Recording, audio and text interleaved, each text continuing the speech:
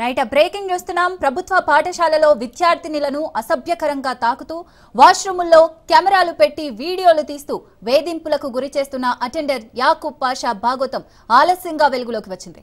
ఈ ఘటన కరీంనగర్ జిల్లా కురిక్యాలలో చోటు చేసుకుంది. ఏడాది కాలంగా యాకూబ్ పాషా కీచక పర్వం కొనసాగుతోంది. ఏడాది క్రితం విద్యార్థులు విషయాన్ని పాఠశాల ఉపాధ్యాయులకు తెలియజేసినా చర్యలు తీసుకోకుండా వార్నింగ్ ఇచ్చి వదిలిపెట్టారు. ఈ ఘటనపై ఆగ్రహం వ్యక్తం చేసిన తల్లిదండ్రులు పాఠశాల ముందు ధర్నాకు దిగారు.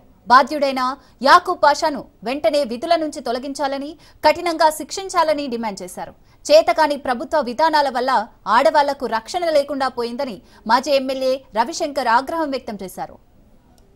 ప్రభుత్వ పాఠశాలలో విద్యార్థినులను అసభ్యకరంగా తాకుతూ వాష్రూముల్లో కెమెరాలు పెట్టి వీడియోలు తీస్తూ వేధింపులకు గురి చేస్తున్న అటెండర్ యాకూబ్ పాషా భాగోతం ఆలస్యంగా వెలుగులోకి వచ్చింది. ఈ ఘటన కరీంనగర్ జిల్లా కురిక్యాలలో చోటు చేసుకుంది. ఏడాది కాలంగా యాకూబ్ పాషా కీచక పర్వం కొనసాగుతుంది.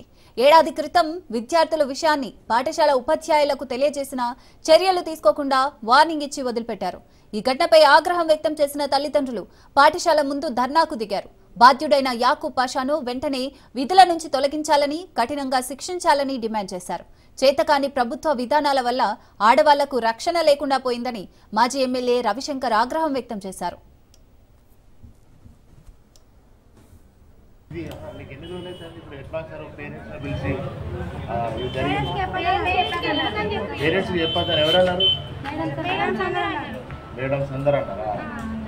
మరి ఇప్పటిదాకా చెప్పకుండా దారుణమైన సంఘటన జరిగితే చెప్పకుండా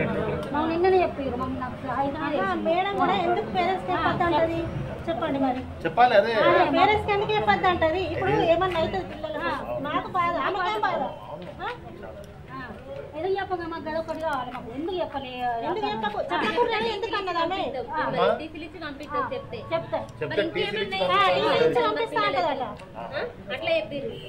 వాళ్ళు ఎంత బాగా అంటే మీకు ఇచ్చి పోరాళ్ళు అంటారు పిల్లలు ఏడాది నుంచి జరుగుతుందని చెప్తున్నారు.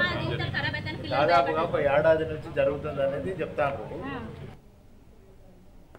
ఇది మీకు ఎన్ని రోజులు అయితే ఇప్పుడు ఎట్లా సార్ పేరెంట్స్ పిలిచి పేరెంట్స్ చెప్పారు ఎవరన్నారు? మేడమ్స్ అందరూ అన్నారా? మరి ఇప్పటిదాకా చెప్పకుండా మరి నిన్నటిదాకా